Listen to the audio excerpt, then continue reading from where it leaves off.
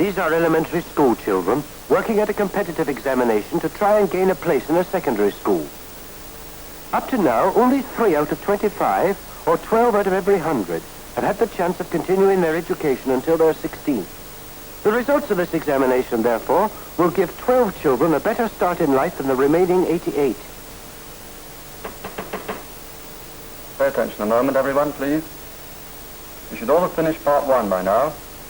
I want you to turn straight over, whether you've finished part 1 or not. Start part 2.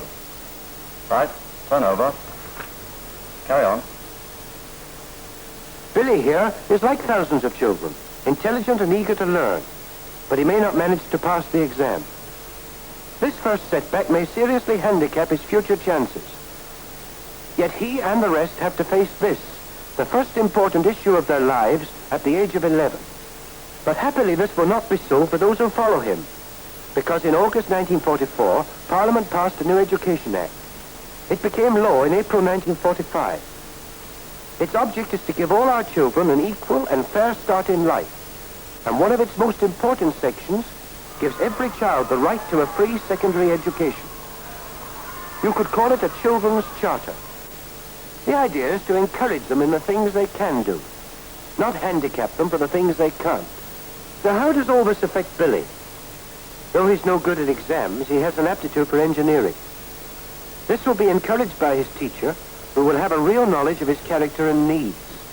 She will keep a record of his progress and development, so that when the time comes for Billy to move on to his secondary school, his headmaster will be able to advise him and his parents on what type of training he should follow. Well, Mrs. Mason, judging by this report, there's only one sort of school for Billy. You mean a technical college? Yes. Just the sort of school for a boy of his type. And he'll get a first-class engineering education. There aren't many technical schools of the sort Billy should go to, yet. But here is one, attached to this big technical college near London.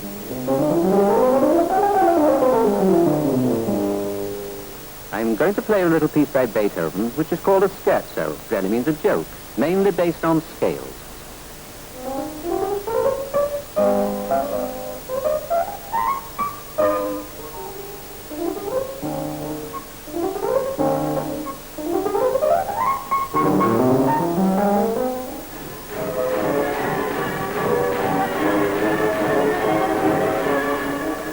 Girls who want to become typists and secretaries learn their job to music.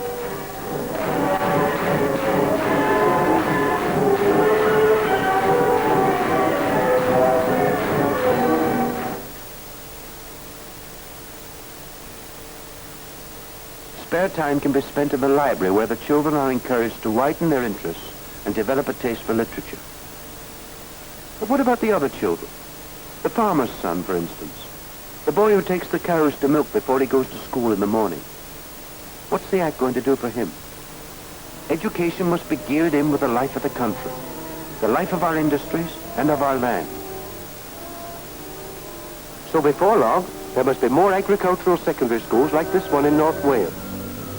Going to school among these hills, the boys get a general education, and with it they learn the science and history which lie behind good farming. Then, for a few hours every day, they put theory into practice under the guidance of men who have worked this land for a lifetime. But we're not all farmers. There is another boy, the bright boy, who never has to gaze at the ceiling for inspiration. He may want to go to a university in the end, or be a doctor, or teach at school himself. What's the best way of helping him? He'll probably go to a grammar school, a school like this one in Dorchester. We need not only skilled workers, trained engineers, nurses and farmers, but scholars as well, who will become teachers, scientists, lawyers and doctors. And the grammar school gives the best training for them. Now we come to the majority of our children. The ones who haven't yet found anything they want to specialize in. Children like these from 10 Cambridgeshire villages.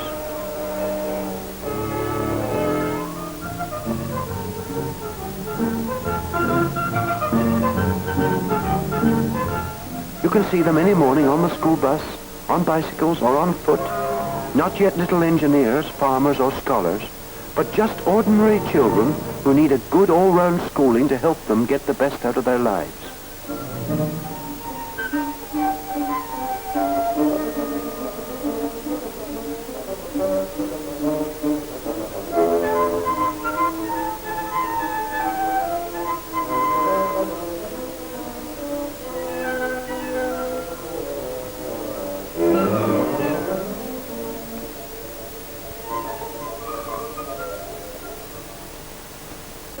Under the new education bill, the boys and girls will not only stay at school until they're 16 years of age, but will continue their general education at a young people's college on one day each week from 16 to 18 years. We could have had these colleges in 1919, but only a few towns got the scheme working. Rugby was one.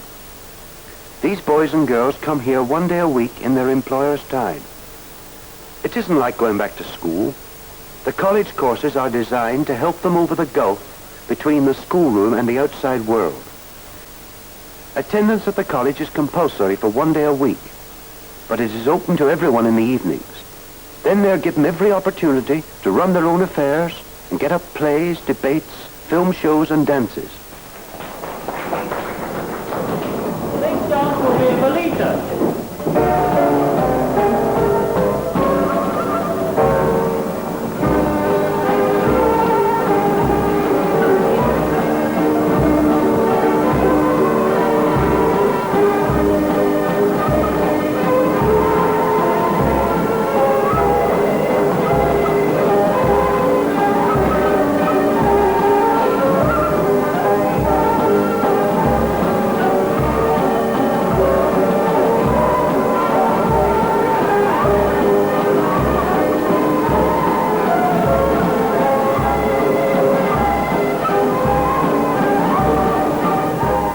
So they return to the adult world in which they work for 4.5 days a week.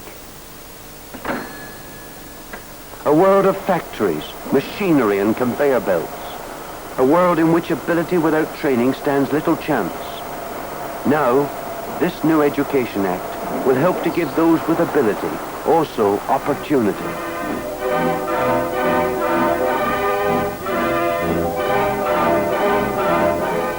The world that our children have to face will soon, we hope, be less difficult than it was for their parents.